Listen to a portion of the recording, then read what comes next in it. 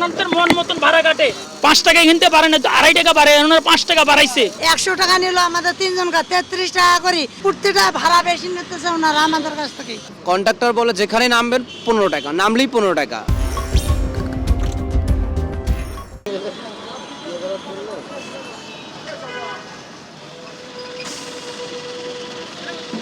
একশো টাকা নিল আমাদের 3 জনকে 33 টাকা করি, ওনারা ভাগে পড়লো আমাদের 100 টাকা নিচে ওনারা, তাইলে প্রত্যেকটা ভাড়া বেশি নিতেছে ওনারা আমাদের কাছ থেকে। মৌচাক থেকে ফার্ম গেট 10 টাকা ভাড়া নিত রেগুলারে, কিন্তু এই 2 দিন ধরে 15 টাকা ভাড়া নিচ্ছে। সীমিত রাস্তা, আপনার কয় কিলো, হাইস্টে 3 কিলোও হবে না, 2 কিলো হবে, এতে 5 টাকা বেশি নিচ্ছে।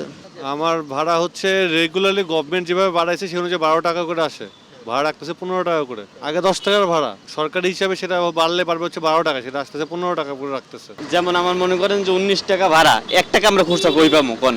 এই যে 1 টাকা 2 টাকার জন্য সমস্যাটা হইতেছে। না, ওনারা ওনাদের মন মতন ভাড়া কাটে, এই হলো মেন দুঃখ। 5 টাকায় কিনতে পারে না, 2.5 টাকা বাড়ে, ওনারা 5 টাকা বাড়াইছে। 5 টাকা সরকারি হিসাব থেকে ওনারা মন মতন ভাড়া নিচ্ছে বেশি। এখন আমাদের দোষ দিয়ে লাভ কি? 15 টাকা প্রতি লিটারে তেল বাড়ছে, তেলের দাম বাড়ছে। যাত্রীরা বলতে পারে স্বাভাবিক, আমরা যা ভাড়া হয়েছে তাই কাটতেছি।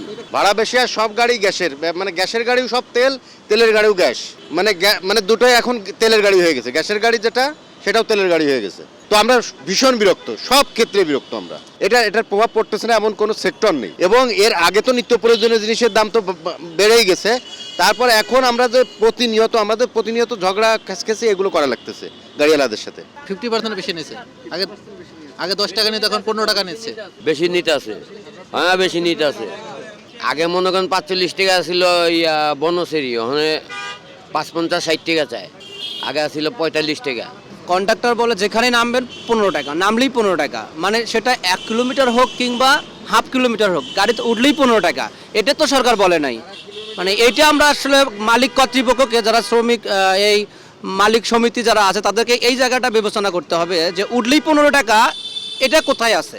এটা তো কোম্পানি করছে ভাই, এটা তো আমরা বেতন চাকরি করি, তো কোম্পানি করছে, আমরা তো করি নেই। আমরা তো কোম্পানি চাকরি করি, সরকারও বাড়াইছে, কোম্পানি বাড়াইছে, তো আমাকে কিছু করার নেই। আমাদের যে বেতন ছিল, পূর্ববর্তী যে বেতন এখনও সেই বেতনই পাচ্ছি, বাট আলটিমেটলি দেখা যায় এখন বাস ভাড়া, দ্রব্যমূল্যর ঊর্ধ্বগতি আর আপনার বাসা ভাড়া সব কিছু মিলে আমরা যে বেতন পাচ্ছি ওটাতে আসলে আমরা হিমশিম খাই যাচ্ছি।